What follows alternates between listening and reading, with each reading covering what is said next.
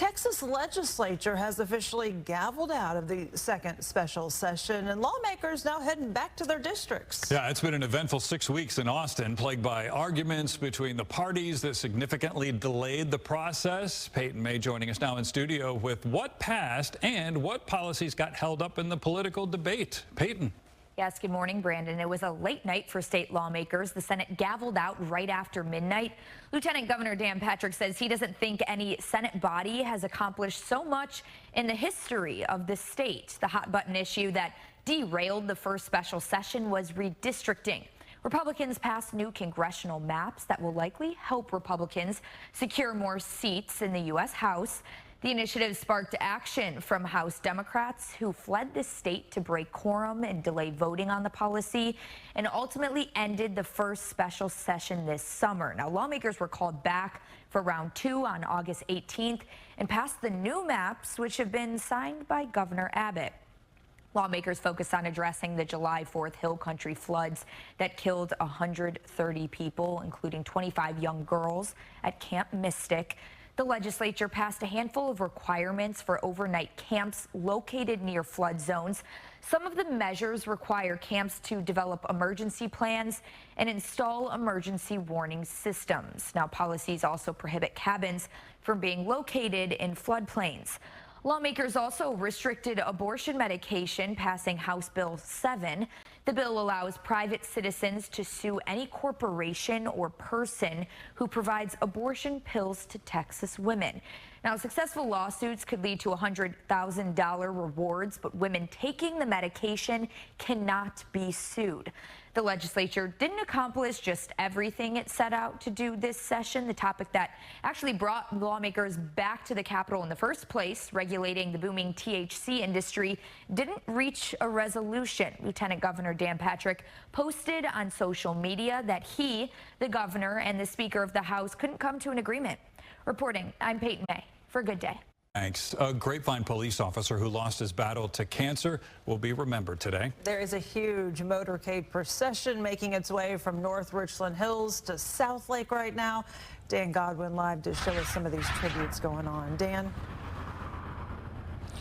Lauren, Officer R.J. Hudson was someone who made a lasting impression on his fellow officers in the Grapevine PD and the wider community. After a courageous battle with cancer, Hudson passed away last week.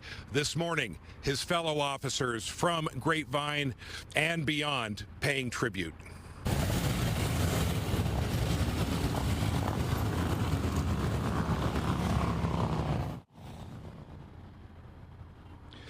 This police motorcade heading out from Gateway Church's campus here in North Richland Hills to Gateway's main church in South Lake, where a memorial service will happen.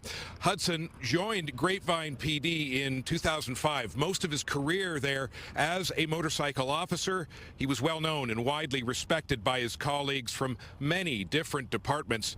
Officer Hudson was 54 when he died last week, leaving behind a wife and grown daughter and a legacy of caring for his community. He was an amazing person. I mean, and I think that it shows with all the dedication of people coming out here. Everyone that knows him knows what a phenomenal officer, family man, and human being he is. Hudson's toughness and dedication were on display after he was severely injured while on the job in 2017. He was pushed off the highway by a swerving SUV. He went down a concrete embankment, suffered major internal injuries, more than 20 broken bones. When he was released from the hospital weeks later, his fellow officers were there to make a strong show of support. He also received the Star of Texas Award. After that terrible accident, Hudson returned to his job as a motorcycle officer. Everyone was welcome to line the route of today's police motorcade. The memorial service for Officer Hudson set to begin at 10 a.m. Live in North Richland Hills, Dan Godwin on Good Day. Frisco police say a mother who left her infant in a hot car alone to die tried to cover up what happened.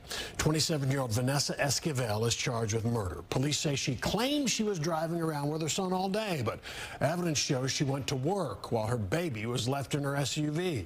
And police say before she took the child to the hospital in distress, she stopped to get some fast food. Fox 4's Peyton Yeager obtained an arrest paperwork and warrant. Joining us now with details live in Dallas. Peyton.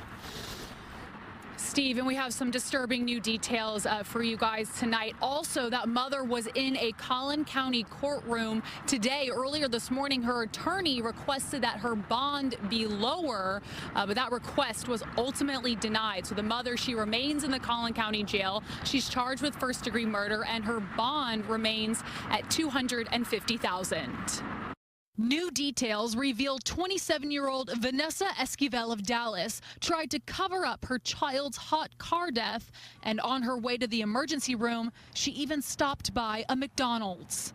On August 16th, investigators say Esquivel brought her 15-month-old son to Medical City Plano. Medical staff there told responding officers the child was already dead upon arrival and had a core temperature of 106 degrees. According to a newly obtained arrest affidavit, Esquivel told police she'd been with her son all day and denied going to work, despite wearing a spa uniform at the hospital. Detectives learned Esquivel's story was a lie. Her employment, Hand and Stone Massage and Facial Spa in Frisco, was contacted. Officers determined Esquivel worked from 1:45 p.m. to 4:15 p.m. that day. An August day where temperatures topped out at 95 degrees. During those 2.5 hours, police say the child was left alone inside a Nissan Pathfinder. Surveillance footage also confirmed that timeline, catching Esquivel coming and going from her workplace. Investigators also found disturbing evidence Esquivel ordered food at a North Dallas McDonald's before taking her son to the hospital. On August 17th, detectives obtained a recorded call where Esquivel called the Frisco spa and admitted it was all her fault to a fellow employee, saying she was between a rock and a hard place and couldn't find childcare. Police say Esquivel then asked the employee not to leak the phone conversation. The Collin County Medical Examiner's Office later confirmed that the child died of prolonged heat exposure. We have been reaching out to the mother, the suspect's attorney, for the last week or so since she has been arrested, and so far, no response. Steve? All right, Peyton Yeager. No good news there. Thank you very much. Fort Worth police are looking for two men who tried to steal a car and got into a shootout with a homeowner. The car thieves got away. Detectives hope you will help get them in custody. Fox 4's Sean Rabb has the dramatic video in this week's Trackdown. We're in Fort Worth. Officer Buddy Calzada, Fort Worth Police. And Buddy, we are looking for some guys who were trying to steal a car. When was this? We've got an aggravated robbery that took place on August the 15th. This happened about 1:50 in the morning. So nighttime, people asleep, quiet neighborhood. Quiet neighborhood. You see a white Camaro sitting in the street with black stripes over it. We know they're driving that vehicle, and they're getting out to steal a Camaro. Car just like that. They've got a computer device. They're trying to hotwire it through that computer device, and they're armed. What happens? We believe he punches the window, and with the tent and everything, just removes that whole window, sets it on the ground. Until this Ring camera notifies the residents that something's going on out there. The homeowner is aware of what's taking place, comes outside to protect his property, and a gunfight ensues.